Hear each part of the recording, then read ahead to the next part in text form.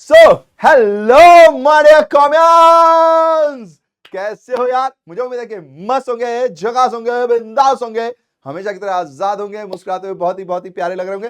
तो इस उम्मीद के साथ शुरू करेंगे आज की क्लास। तो निकू भैया आए हो, आज क्या खास लाए हो? तो आज मैं आप सबके लिए बहुत स्पेशल सीरीज का आगाज करने आया हूं, जो कि है chapter wise summary for class 11th commerce. Basic accounting terms हमारा आज का टॉपिक होने वाला है। तो देखिए, एक सीधी सी बात है कि भाई ये समरी है तो थोड़ी फास्ट होगी। ये किस लिए है? कोशिश यही है कि अंडर 30 मिनट्स की आ जाए, ताकि आपको कभी भी किसी भी टाइम पे रिवीजन करना हो तो आप इसको देखें एंड फटाफट रिवीजन कर लें। जाहिर सी बात है भैया, अगर मैंने शुरू से नहीं पढ़ा तो क्या मैं ये देख सकता हूं? तो समझने के लिए आप इसको देख सकते हो, क्योंकि इसमें समझाऊंगा तो मैं जरूर, मगर ऑफ कोर्स जो वर्डिंग्स आपको लिखनी है, क्योंकि एग्जाम में समझाने से नहीं बात बनती ना, लिखने से भी बात बनती है। तो उसके लिए थोड़ी सी आपको एक्स्ट्रा एफर्ट डालने पड़ेंगे। बेसिक काम यह है कि जो एक बार पढ़ चुके हैं, अगर उनको जल्दी जल्दी रिवाइज करना है तो वो यहां पर काम आएगी। ठीक है जी, सारी बात मैंने समझा दी। यस, तो चलो फिर आगे बढ़ते हैं और शुरू करते हैं। तो देखिए, सबसे पहला जो हमारे पास अकाउंटेंसी के अंदर चीज आती है वो क्या आती है? एक ट्रांजैक्शन आता है। ट्रांजैक्शन क्या होता है भैया जी? ट्रांजैक्शन यानी किसी भी प्रकार से जब आप लेन देन करते हो ना, तो उसको ट्रांजैक्शन कहते हैं। जैसे कि मान लीजिए मैं दुकान में गया भैया, मैंने दुकान से कुछ परचेज किया। तो परचेज किया तो सामान मैंने खरीदा, पैसे मैंने दिए होंगे, या उधार में खरीदा हुआ तो सामने वाला बंदा मेरे लिए क्रेडिटर बन जाएगा, जो कि थोड़ी देर में हम देखेंगे भी। तो जब भी मैं कोई ट्रांजैक्शन कर रहा हूं लेन देन का, तो वो चीज मतलब कुछ भी लेन देन कर रहा हूं उसको अपन ट्रांजैक्शन बोलते हैं। अब उस ट्रांजैक्शन के अंदर पैसे की वैल्यू पता होना जरूरी है। तो पैसे की वैल्यू पता होनी चाहिए। ऑफ कोर्स जब भी आप कहीं भी परचेज सेल करते हो तो कोई ना कोई बिल लेते हो ना, तो वहां से सब कुछ पता चल जाता है। अब वो जो ट्रांजैक्शन है, अगर मैं अकाउंटिंग कर रहा हूं तो किसकी कर रहा हूं भैया? अपनी घर की कर रहा हूं या कंपनी की कर रहा हूं? तो अपनी कंपनी की कर रहा हूं, अपने पार्टनरशिप फर्म की कर रहा हूं, यानी अपने बिजनेस की कर रहा हूं। तो ट्रांजैक्शन, वो ट्रांजैक्शन जो बिजनेस से रिलेटेड है, वो बिजनेस ट्रांजैक्शन है। बात खत्म। Business transaction means financial transaction और economic activity entered into by two parties that initiate accounting process of recording it in the books of account. ठीक है जी, यानी किसी भी प्रकार से जब भी आप बिजनेस के लिए कोई ट्रांजैक्शन कर रहे हैं, बिजनेस जब भी कोई परचेज सेल कर रहा है, कोई खर्चा कर रहा है, कोई इनकम कमा रहा है, उसकी रिसिप्ट जो है वो कहीं ना कहीं बिजनेस ट्रांजैक्शन की ओर इशारा करती है। अब बिजनेस ट्रांजैक्शन मैंने बोला क्या कि भैया आप पेमेंट भी कर सकते हो, उधार में भी कर सकते हो। तो ये ट्रांजैक्शन दो प्रकार के होते हैं, कैश ट्रांजैक्शन और क्रेडिट ट्रांजैक्शन। कैश जिसमें आपका पैसे का लेन देन होगा, लेन देन मतलब ये नहीं कि सिर्फ पैसा पे करोगे, रिसीव करोगे तो भी कैश में। और अगर उधार में मतलब आज ट्रांजैक्शन हो गया है, बाद में पैसे आएंगे, तो फिर ये इसके अंदर आ सकता है। तो बिजनेस ट्रांजैक्शन क्या हो भैया? जब भी बिजनेस कोई भी ट्रांजैक्शन करता है किसी पार्टी के साथ, तो बिजनेस ट्रांजैक्शन हो गया। ठीक है भैया जी, आगे बढ़ते हैं। फिर आती है बारी अकाउंट की। अकाउंट क्या होता है? तो देखिए, जब भी आप कोई ट्रांजैक्शन करते हो, जैसे मैंने मोहन से ट्रांजैक्शन किया, तो कभी मैंने मोहन से 10,000 रुपए का सामान लिया, कभी 20,000 का सामान लिया, फिर कभी मैंने उसको पैसे चुकाए। तो एक सिंगल पर्सन, जो भी एक ट्रांजैक्शन हो रहा है, उसकी एक हेड जो है, उसका एक अकाउंट बनाना कि जब भी पैसा आया तो एक जगह लिखना, जब भी पैसा गया तो एक जगह लिखना, बैलेंस जो बच गया एक जगह लिखना। यानी कि इतने सारे ट्रांजैक्शन है तो 10-15 ट्रांजैक्शन, 20 ट्रांजैक्शन, साल में 50 ट्रांजैक्शन हो सकते हैं। तो सबको अलग अलग की जगह पर एक समराइज्ड वे में दिखाना, उसको अपन बोलते हैं अकाउंट। इसमें दो साइड्स होती हैं, डेबिट और क्रेडिट। तो according to Carter, account is a ledger record in summarized form of all the transactions that have taken place with a particular person। यानी किसी पर्टिकुलर पर्सन या थिंग के साथ जो भी ट्रांजैक्शन हुआ, आया गया, दोनों एक ही जगह पे दिखाएंगे तो उसे अकाउंट बोलेंगे। फिर भैया जी कैपिटल क्या होती है? तो जो भी कंपनी का ओनर है, ठीक है, ओनर यानी जो भी कंपनी का मालिक है, वो जो भी चीज कंपनी में लगाएगा, अपने यहां से लेकर आएगा, लगाएगा, वो कैपिटल कहलाएगा। जिनको भी थ्योरी में पढ़ना होगा तो मैंने यहां थ्योरी में भी लिख दिया। तो कैपिटल क्या है भैया? जब भी कोई मालिक अपना बिजनेस बनाए, घर से कुछ भी लेकर आए, बिजनेस में लगाए, तो वो कैपिटल बन जाए। समझ रहे हो क्या? राइम भी बनाना जरूरी है। देन उसके बाद ड्राइंग्स क्या होती है? अब भैया मैं ओनर हूं, मैंने बिजनेस में पैसा लगाया तो कैपिटल, लेकिन अब मुझे कुछ पर्सनल काम है, वर्ड इंपॉर्टेंट है, पर्सनल काम है, उसके लिए मैंने बिजनेस से पैसा निकाल लिया। मैंने चाहे उधार उधार क्या लेना है, घर का पर्सनल काम है, बिजनेस से ही पैसा निकाल लेते हैं, तो इसको ड्राइंग्स कहेंगे। बहुत सिंपल सी बात है, ठीक। तो कैश विड्रॉल या गुड्स कुछ भी आप ले जाओ, टेकन बाय द प्रोप्राइटर और पार्टनर फॉर पर्सनल, ये इंपॉर्टेंट वर्ड है, ध्यान रखिएगा, फॉर पर्सनल यूज। तो ये क्या हो गया? ड्राइंग्स हो गया भैया। ओके भैया जी, आगे लायबिलिटीज। लायबिलिटीज यानी उधार। उधार कई प्रकार का होता है, जैसे अपन ने किसी से पैसे उधार ले लिए, बैंक से अपन लोन लेते हैं, वो भी एक उधार है। या फिर मैंने किसी से आज पैसे ले लिए, पर मैंने उससे कहा कि भाई मैं कल तेरे लिए काम कर दूंगा, एडवांस में मनी रिसीव कर दी और कल जाके मुझे काम करना है। या फिर किसी ने मेरे लिए काम कर दिया, मैंने उसको आज पैसे नहीं दिए। तो ये हर चीज ऑब्लिगेशन टू पे और टू सर्व, ये दोनों ही पॉइंट लायबिलिटीज के अंदर आ जाते हैं। लायबिलिटीज मतलब आपने या तो पैसे का उधार लिया है या कोई काम के चक्कर में उधार है, यानी कि आपने पैसे नहीं चुकाए, उनसे काम ले लिया, तो भी आपके लिए क्या है, लायबिलिटी है। लायबिलिटी बोले तो सिंपल भाषा में उधार। तो लायबिलिटी मींस अमाउंट ओड और payable by the business. Business के द्वारा जब भी किसी को पे करना है तो वो हमारे लिए लायबिलिटी बन गया। लायबिलिटी हमारे पास दो प्रकार की होती है। सबसे पहली बात नॉन करंट लायबिलिटी और करंट लायबिलिटी, ठीक है। तो नॉन करंट लायबिलिटी क्या होती है, वो लायबिलिटी जो मोर देन 1 ईयर चलने वाली है, यानी कि आपको 1 साल से ज्यादा टाइम लगने वाला है, ठीक है। इसके अंदर और भी पॉइंट्स होते हैं, वो आप फाइनेंशियल स्टेटमेंट का जब अपन पढ़ते हैं उसमें ज्यादा डिस्क्रिप्टिव में बताया जाता है। अभी बस आप इतना ध्यान रखो कि मोर देन 1 ईयर में आप इसको पे ऑफ करने वाले हो, तो क्या हो गया भैया, नॉन करंट लायबिलिटी, जो करंट नहीं है। तो भैया करंट लायबिलिटी क्या हो गया, जो 1 और लेस देन 1 ईयर में पे ऑफ करने वाले हो। खत्म बात, खत्म बात, खत्म बात, ठीक है। अब ऐसे ही लायबिलिटी इंटरनल और एक्सटर्नल भी होती है। कैसी भैया, जैसे कि मान लीजिए बिजनेस है तो उसके कुछ अंदर के लोग होंगे जो बिजनेस को उधार देंगे, कुछ बाहर के लोग होंगे। तो बाहर के लोगों को क्या बोलेंगे, बाहर यानी एक्सटर्नल। तो देखिए यहां पे दो प्रकार की लायबिलिटी भी होती है, ये लेकिन बिजनेस के पॉइंट ऑफ व्यू से है। एक्सटर्नल मतलब क्या है, जो बाहर के लोग हैं, टुवर्ड्स आउटसाइडर। तो भैया इंटरनल क्या होता है, तो देखिए मैं ओनर हूं, मैं आया, मैंने बिजनेस में पैसा लगाया, तो बिजनेस में पैसा लगाया तो बिजनेस मुझे वापस भी तो करेगा। तो बिजनेस के लिए मैं क्या हुआ, लायबिलिटी, और मेरी लायबिलिटी का नाम क्या है, कैपिटल। तो उसको इंटरनल लायबिलिटी बोलते हैं। तो देखिएगा, ये देखिए, लायबिलिटी टुवर्ड्स द ओनर या partner of the business termed as internal liability. क्योंकि मैं मालिक भी हूं तो बिजनेस तो मेरा ही है ना। लेकिन जब मैं बिजनेस को लोन दे रहा हूं उसको कैपिटल बोलते हैं, लोन नहीं बोलते, पर है तो वो उधारी ना, मैंने दिया है, तो इंटरनल। और अगर किसी बाहर के बंदे ने बिजनेस को उधार दिया तो एक्सटर्नल। और अगर ईयर वाइज पेमेंट के हिसाब से देखा जाए तो दो है भैया, नॉन करंट लायबिलिटी और करंट लायबिलिटी। 1 साल से ज्यादा टाइम में पे ऑफ करोगे तो नॉन करंट, और 1 साल के अंदर तो करंट, ठीक है भैया। इसी के बाद बारी आ जाती है एसेट। एसेट क्या होते हैं, एसेट का बेसिक मतलब है कोई भी वैल्यूएबल रिसोर्स जो आपको फ्यूचर में जाके इकोनॉमिक बेनिफिट देगा, जिसकी वैल्यू थोड़ी ज्यादा होगी, ठीक है जी, तो वो एसेट है, वो रिसोर्स। जैसे कि विच आई हैव म्यूजिकल, हमारे पास फिनले एंड मिलर ने कहा है, assets are for the economic benefits rights which are owned और कंट्रोल्ड बाय एन ऑर्गेनाइजेशन और एन इंडिविजुअल। ऑफ कोर्स वो रिसोर्स आपका होना चाहिए, आपके नाम पर होना चाहिए, नहीं कि किसी और की प्रॉपर्टी पे आप अपना हक दिखा रहे हो। एसेट्स आर वैल्यूएबल रिसोर्स, ये वैल्यूएबल रिसोर्स होते हैं जो कि बिजनेस के द्वारा ओन किए जाते हैं, एक्वायर किए जाते हैं, और इनके लिए, इनको ओन करते वक्त आपने कुछ पेमेंट भी की होगी। क्या भैया हम इसको उधार में नहीं ले सकते, ऑफ कोर्स उधार में ले सकते हो, लेकिन कुछ टाइम के बाद आपको उसको पैसे देने पड़ते हैं। तो ऐसा कोई भी रिसोर्स वो आपके लिए एसेट कहलाता है। भैया कुछ छोटे मोटे एग्जाम्पल दे दो, तो देखिए जैसे कि मान लीजिए ये पैनल है, अब मैं इस पैनल पे आपको पढ़ा रहा हूं, आप जैसे और लोग आएंगे उनको भी पढ़ाऊंगा। ये कैमरा है जहां से चीजें रिकॉर्ड हो रही हैं, फिर मैं आपको ये भेजूंगा। तो ये सब मेरे लिए क्या एक वैल्यूएबल रिसोर्स है। अगर ये सब चीजें ना हो तो क्या मेरी रिकॉर्डिंग संभव है, क्या मैं आपको अच्छे से प्रेजेंट कर पाऊंगा, नहीं तो फिर मुझे लैपटॉप पे जाना पड़ेगा, फिर लैपटॉप पे रिकॉर्डिंग होगी तो लैपटॉप मेरे लिए एसेट हो जाएगा। तो ये सब मेरे लिए क्या है, एक वैल्यूएबल रिसोर्स है, तो यही एसेट कहलाते हैं, ठीक है जी। नाउ एसेट्स में भी दो क्लासिफिकेशन है, अभी 11th में आपको एक तीसरा क्लासिफिकेशन भी मिलेगा, तो उसको भी देख लेते हैं, non current assets, current assets. तो इसमें वही पॉइंट है, मोर देन 1 ईयर वाला, यानी कि कोई ऐसी चीज जो आपको 1 साल से ज्यादा तक बेनिफिट देगी। जैसे पैनल नॉर्मली 1 साल से ज्यादा इसकी लाइफ होती है, कैमरा इसकी लाइफ ज्यादा होती है। भैया अगर 1 साल से पहले धड़ुम कर जाए तो, खराब हो जाए तो देखो खराब हो गई एक अलग बात है, लेकिन हमने जब खरीदा था तो हमारा पर्पस लंबे टाइम के लिए था, तो इसीलिए हम इसको कहते हैं नॉन करंट एसेट्स। और करंट एसेट्स यानी कि 1 और लेस देन 1 ईयर तक जो चलेंगे, ठीक है जी। तो ऐसा कोई भी एसेट जो 1 साल या 1 साल के अंदर, 1 साल या 1 साल से कम में खत्म हो जाएगा, चेंज हो जाएगी उनकी वैल्यूज, नया आ जाएगा, तो वो नॉन करंट एसेट्स है। और जो 1 साल से ज्यादा तक चलेगा वो नॉन करंट है। भैया इसमें तीसरा क्या है, फिक्शिशियस एसेट। ये एक्चुअली में एसेट नहीं होते हैं, ये एक्चुअली में हमारा खर्चा होते हैं। लेकिन अगर मैं एक साथ ये खर्चा दिखा दूंगा, एक साथ ये खर्चा दिखा दूंगा, तो मेरी फर्म में प्रॉफिट कम दिखाई देगा, मेरी कंपनी, मेरे बिजनेस में प्रॉफिट कम दिखाई देगा, तो उसकी वजह से कोई भी मेरी कंपनी में पैसा नहीं लगाएगा। आपने सुना होगा ना, रिस्क है तो इश्क है, स्टॉक मार्केट, स्कैम 1992 से सबने इतना तो समझ लिया।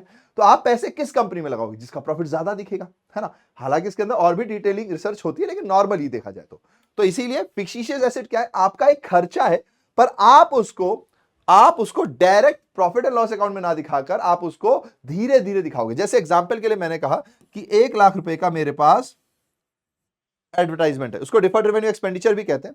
मैंने मान लिया कि 1 लाख रुपए का मेरे पास एक प्रिलिमिनरी एक्सपेंडिचर है। जब मैंने बिजनेस शुरू किया था तो बिजनेस शुरू करने से पहले मेरे दिमाग में आइडिया आया होगा, फिर मैंने उसके लिए कुछ कार्रवाई की होगी, कुछ कागजात वागजात बनाए होंगे, तो पैसे खर्च किए होंगे, पर बिजनेस का मुझे अभी नाम तो मिला नहीं है। नाम मिलने के लिए मैंने बहुत सारे खर्चे किए, अब बिजनेस का नाम मिला है, अब उसके बाद बिजनेस शुरू होगा। तो ये जो मेरा खर्चा, ये मेरा पर्सनल खर्चा थोड़ी होगा, ये सारा खर्चा इस बिजनेस को शुरू करने के लिए किया गया है। तो ऐसे खर्चे को प्रिलिमिनरी एक्सपेंसेस कहते हैं। तो भैया मैंने माना कि भाई 1 लाख रुपए का प्रिलिमिनरी एक्सपेंसेस हुआ है, अब मैं अपना बिजनेस शुरू करूं और सीधा 1 लाख रुपए का एक्सपेंस दिखा दूं तो मेरे को तो बहुत घाटा दिखने लगेगा या प्रॉफिट कम दिखेगा। तो इसलिए मैंने डिसाइड किया कि भाई मैं इसको 5 साल में डिवाइड करके धीरे धीरे दिखाऊंगा। तो मैंने क्या किया, 20,000, फिर 20,000, ऐसे ही करके मैं पैसे दिखाता रहा, ठीक है, 5 साल तक, फिर खत्म किया।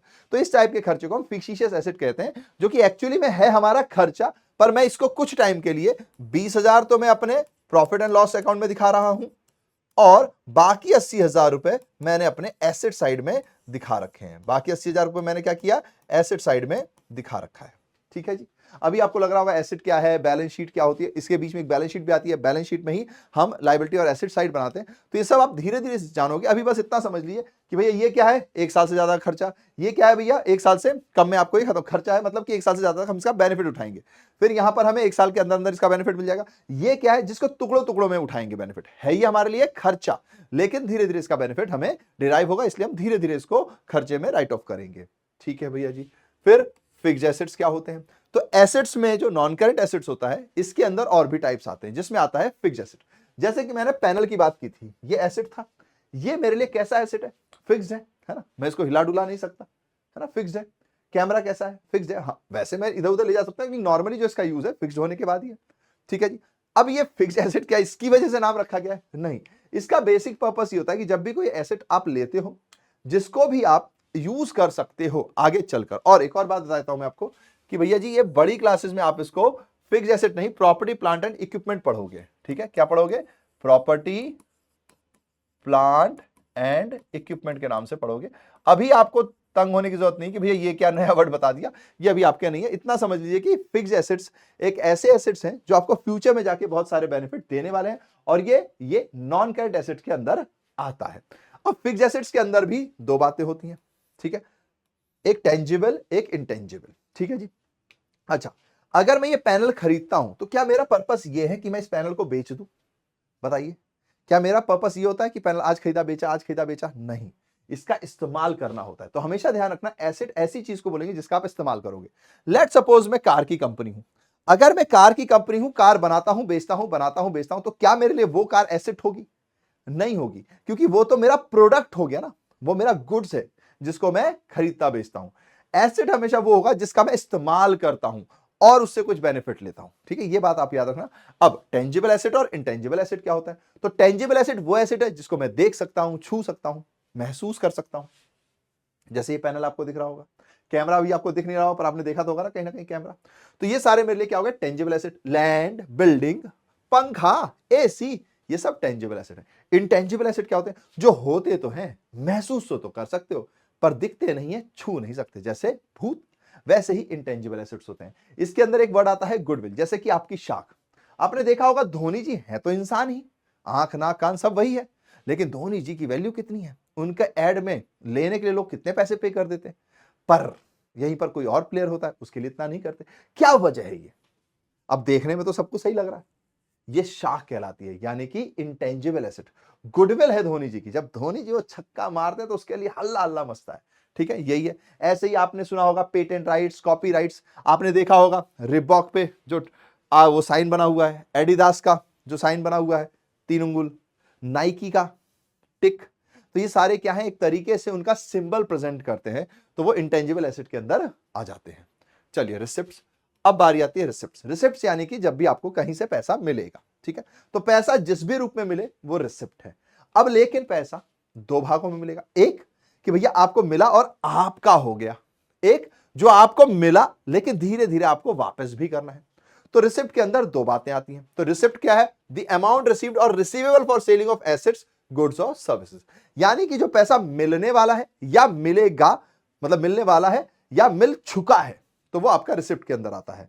रिसिप्ट के अंदर दो बातें आती हैं कि एक पैसा मिला अपना हो गया, एक मिला है आज, धीरे धीरे उसको चुकाना है, उस पर कुछ कुछ इंटरेस्ट चुका के, मतलब देते हुए। तो भैया रेवेन्यू रिसिप्ट क्या होता है? वो रिसिप्ट जो आपका था और आपका हो गया। It is the amount received और receivable in normal course of business सेज अगेंस्ट सेल ऑफ गुड्स। यानी कि ये रेवेन्यू रिसिप्ट जो होता है, ये नॉर्मली क्या है कि आप अपनी ऑपरेटिंग एक्टिविटीज करते हो, वहां से जो भी पैसा आपको रिसीव होगा, जो भी बिजनेस करते वक्त आपने गुड्स बेचा या कोई भी सर्विस रेंडर की या आपने कहीं पर भी पैसा लगाया और वहां से पैसा आपको मिला और ये पैसा आपका है, इस पर आपका हक है, तो ये क्या कहलाता है? Revenue receipt. अब एक आता है कैपिटल रिसिप्ट। भैया ये क्या होता है? ये रिसिप्ट जो होती है ये रेवेन्यू नहीं होती, नॉट रेवेन्यू। इसका मतलब क्या है कि ये पैसा तो आज आपको मिला और ये पैसा आज आपका है, लेकिन आपको बहुत जल्द इसको चुकाना पड़ेगा, वापस करना पड़ेगा। जैसे बैंक से लोन लिया मैंने, ठीक है, अब लोन तो ले लिया, आज पैसा मेरे अकाउंट में आया, लेकिन धीरे धीरे चुकाना पड़ेगा ना, तो ये कैपिटल रिसिप्ट होते हैं। ठीक है जी, क्या होते हैं? Capital receipt. रेवेन्यू रिसिप्ट, पैसा आपका था, आपका हो गया। जैसे सामान बेचा, जो पैसा मिला मेरा है। मैंने किसी का इन्वेस्टमेंट किया किसी के यहां, उसके यहां से जो पैसा मिला मेरा है। मैंने किसी को कोई सर्विस दी, उसने मुझे पैसा दिया, मेरा है। ठीक है, तो ये डिफरेंस है। एक्सपेंडिचर क्या होता है भैया? तो एक्सपेंडिचर का मतलब किसी भी प्रकार का खर्चा, आपने कोई भी पैसा स्पेंड किया या कोई भी लायबिलिटी इनकर्ड की। जैसे कि मान लीजिए मैंने आज एक पैनल खरीद लिया, एक पैनल ये रहा, मैंने कहा एक और क्लास लगाते हैं, एक पैनल खरीद लिया, पैसे नहीं चुकाए, तो मेरी लायबिलिटी हो गई, क्योंकि मैंने एक व्यक्ति से उधार में सामान खरीदा, तो वो पर्सन मेरे लिए एक लायबिलिटी है। ठीक है, लेकिन आज नहीं तो कल तो मैं पैसा चुकाऊंगा ना। ठीक है, तो इस टाइप का कोई भी खर्चा जहां आपने पेमेंट कर दी या आपको बाद में करना पड़ेगा, तो अभी वो लायबिलिटी है। इस टाइप के सारे खर्चों को आप एक्सपेंडिचर कहोगे, चाहे एसेट्स, गुड्स या सर्विस, किसी भी वक्त में आपने पेमेंट किया। इसके भी दो रूप हैं भैया। ठीक है, बेसिकली एक तीसरा रूप है जिसको डिफर्ड रेवेन्यू एक्सपेंडिचर कहते हैं। कैपिटल एक्सपेंडिचर क्या है? जो ऐसे खर्चे जो आपने किसी बड़ी वैल्यू, बेसिकली जो अपने एसेट्स होते हैं ना, जो बड़े वाले एसेट्स होते हैं, नॉन करेंट एसेट्स, उनको एक्वायर करने के लिए जो भी आपने खर्चा किया, वो कैपिटल एक्सपेंडिचर के अंदर आता है।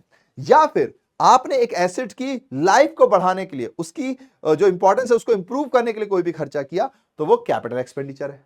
ऐसे ही अब कुछ पैसे आपने दिए और आपके पास से चले गए, जो छोटे मोटे खर्चे होते हैं, जैसे कंपनी में आप समझते होंगे सैलरी देना, वेजेस देना, ये सारे जो खर्चे होते हैं ना, प्रिंटिंग स्टेशनरी के खर्चे, गाड़ी का भाड़ा, सामान आता जाता है, ये सारे खर्चे आपके लिए रेवेन्यू एक्सपेंडिचर कहलाते हैं, जिसका बेनिफिट आप एक साल के अंदर इस्तेमाल कर लेने वाले हो। Benefit of which is consumed और exhausted within one accounting period.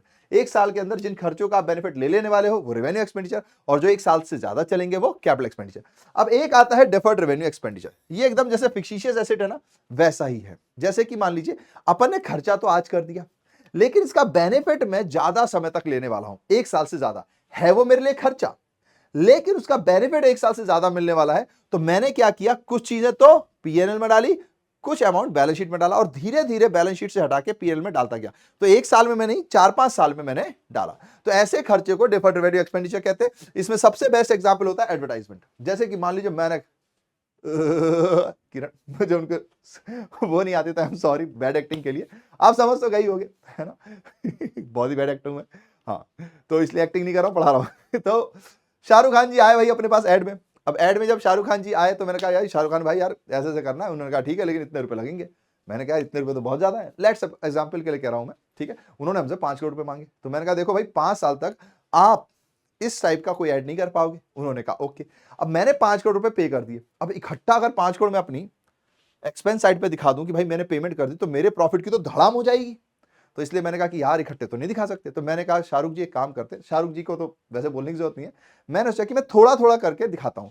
तो 5 साल तक, क्योंकि मैंने उनसे 5 साल का कॉन्ट्रैक्ट कर लिया है, तो मैं ये मान के चल रहा हूं कि ये बेनिफिट मुझे 5 साल तक देगा। तो मैंने क्या किया, एक साल में 1 करोड़, दूसरे साल में 2 करोड़, तीसरे में 3, चौथा 5वां, ऐसे 1-1 करोड़ करके मैंने पीएनएल में डाला। तो इसको कहते हैं डेफर्ड रेवेन्यू एक्सपेंडिचर। जो होता तो रेवेन्यू एक्सपेंडिचर है, पर हम उसका ट्रीटमेंट ऐसे करते हैं जैसे वो कैपिटल एक्सपेंडिचर है।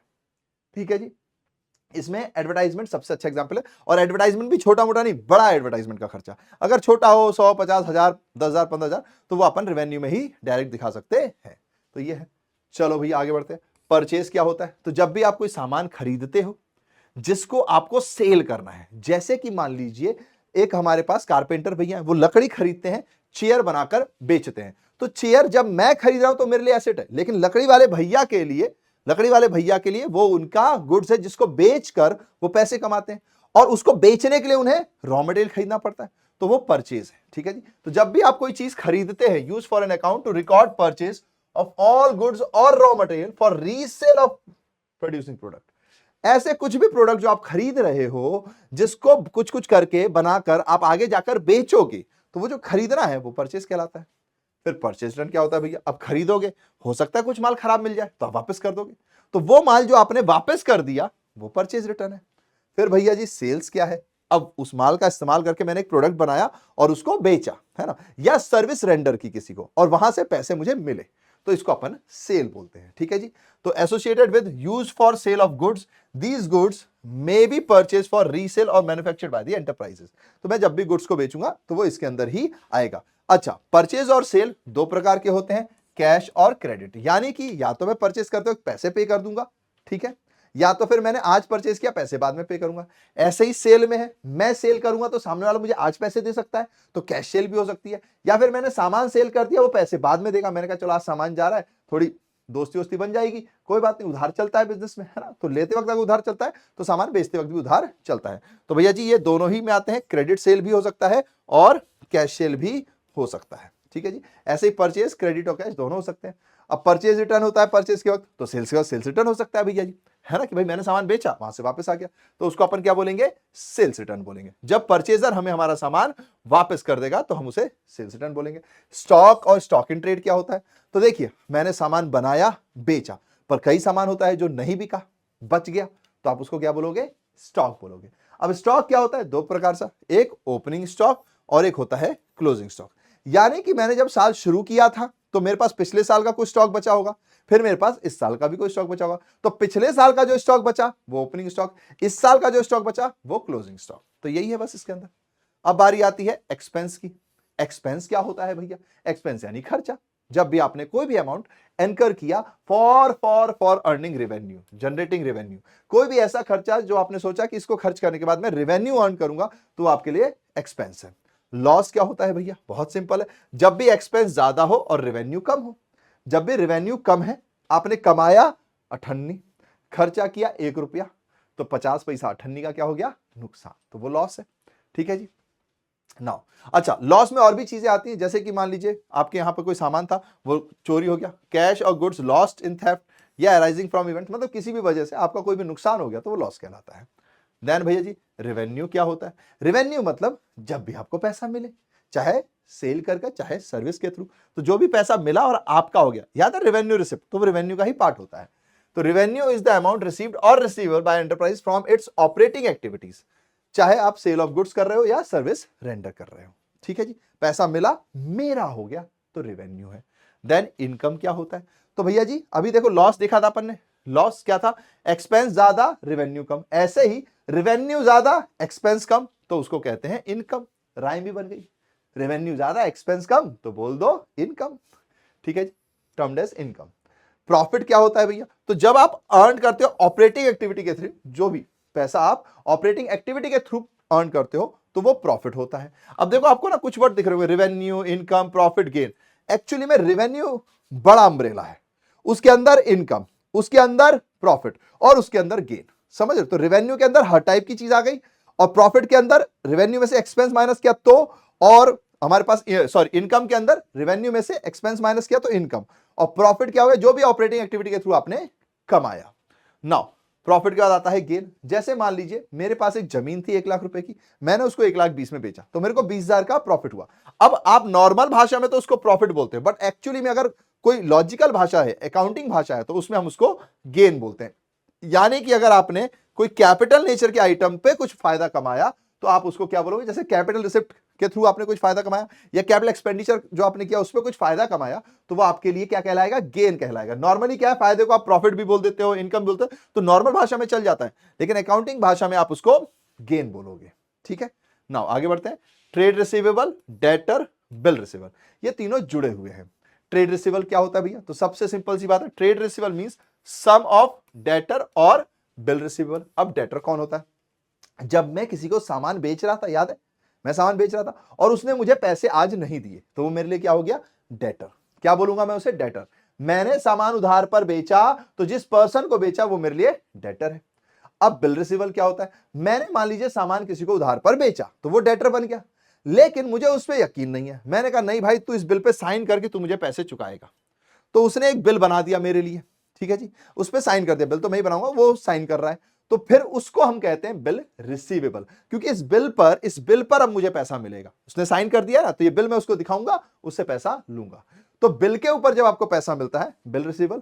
जब आप किसी को सामान उधार पे बेचते हो, वो डेटर। और जब उन दोनों को जोड़ देते हो तो ट्रेड रिसीवेबल। ठीक है। बैड डेब्ट क्या था? अब भैया मैंने उधार सामान पे बेचा, लेकिन दुनिया इतनी अच्छी कहां है, मैंने सामान उधार पर बेचा, सामने वाले ने लिया और पैसा चुका ही नहीं रहा। अब उसकी हालत ऐसी हो गई कि वो पैसा चुका ही नहीं सकता। ठीक है, तो वो इंस्टॉलमेंट होता है, थोड़ी देर में पढ़ेंगे। बैड डेब्ट का बेसिक मतलब है amount owed to a business that is written off because it has become irrecoverable. अब वो पैसा चुका ही नहीं सकता, तो मैं उस जो पैसा मुझे नहीं मिल रहा उसको क्या बोलूं? तो उसको बुरा डेटर। जैसे दोस्त होता है ना, अच्छा दोस्त होता है, एक बुरा दोस्त होता है जो धोखा दे दे। ये कौन है?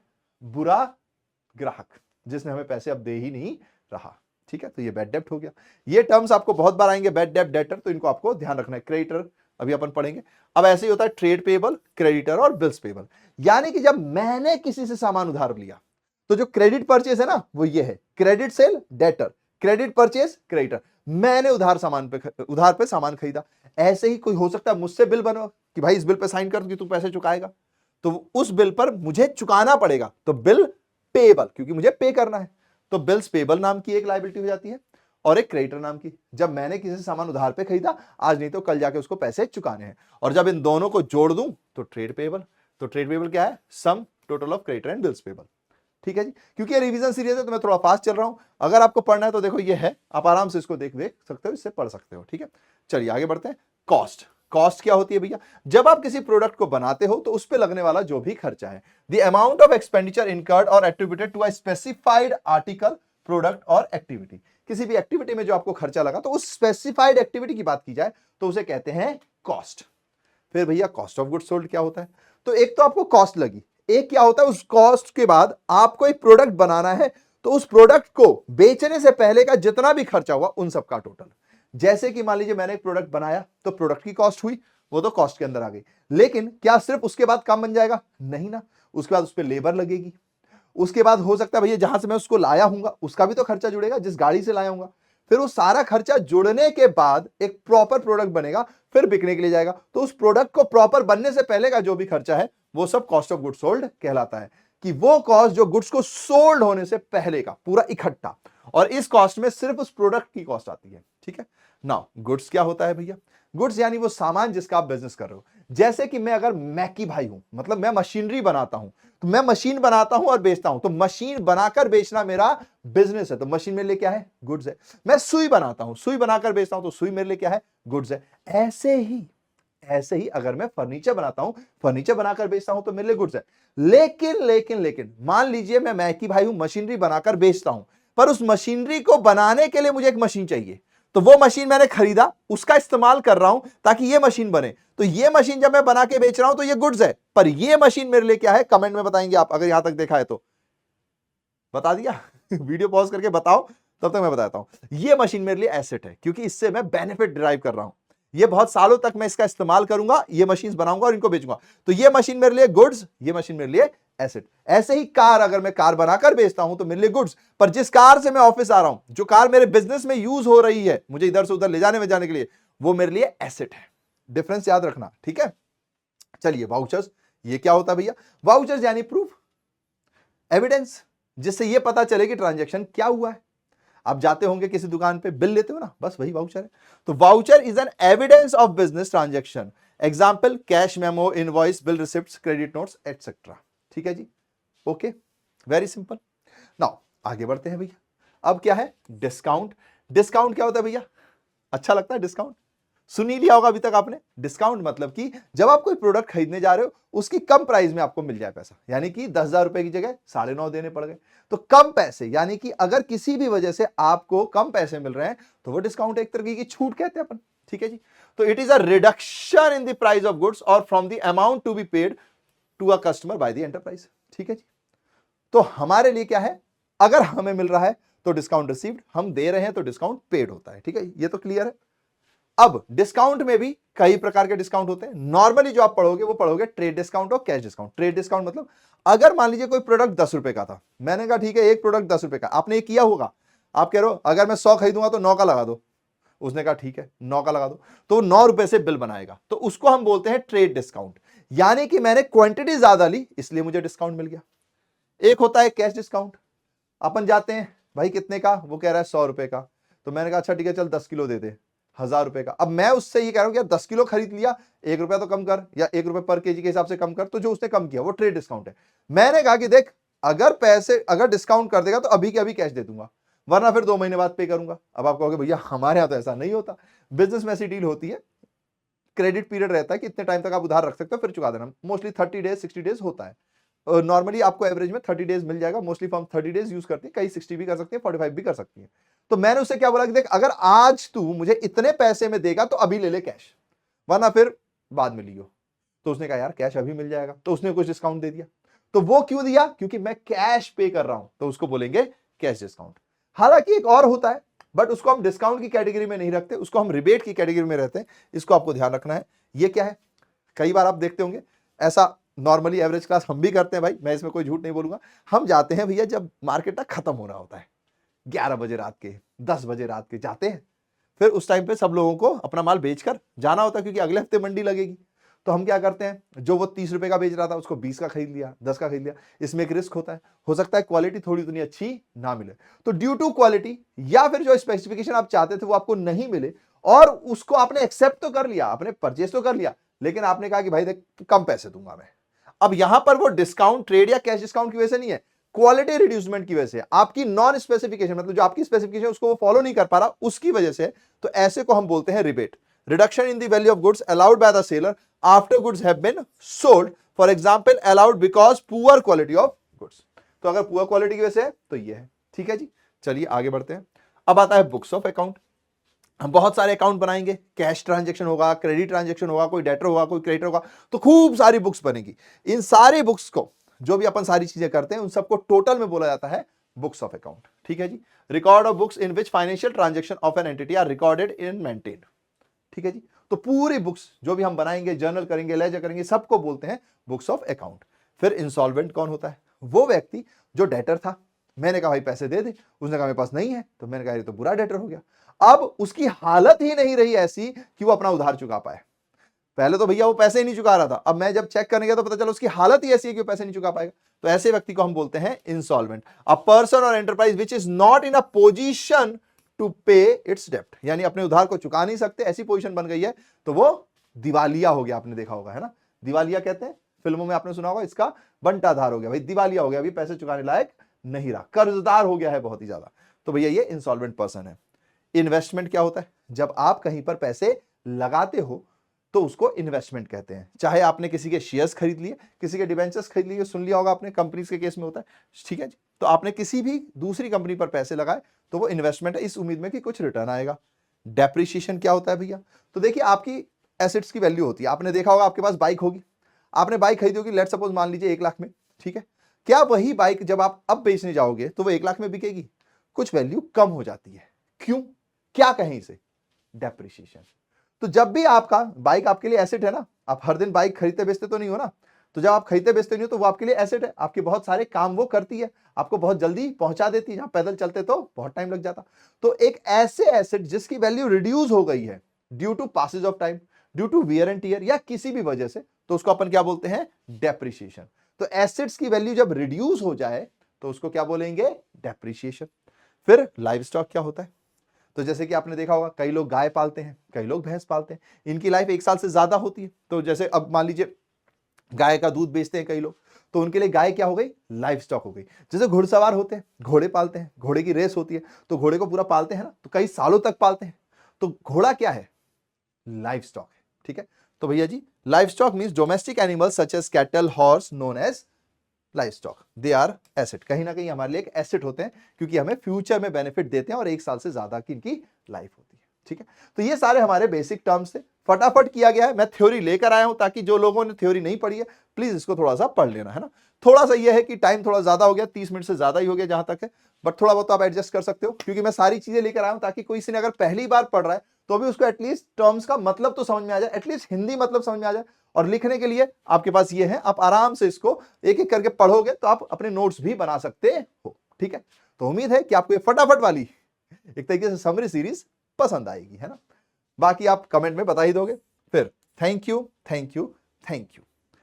एंड एट लास्ट हमारा एक मोटो है, हैव स्माइल्स स्प्रेड स्माइल्स। उम्मीद है कि आपको दिख रहा होगा, है ना, ये है ऐसे, ठीक है। So thank you my dear comments for being with us, for loving us, for supporting us, for being our stars. Thank you. And एक प्यारा सा मोटो है, have smiles spread smiles because smile is the biggest gift यार which you can give to anybody. तो बस मुस्कुराइए और इस मुस्कुराहट को फैलाते रहिए। इस उम्मीद के साथ चलते हैं, मिलेंगे next revision series, summary series यानी फटाफट सीरीज में। तब तक के लिए tata tata tata, bye bye bye bye bye bye.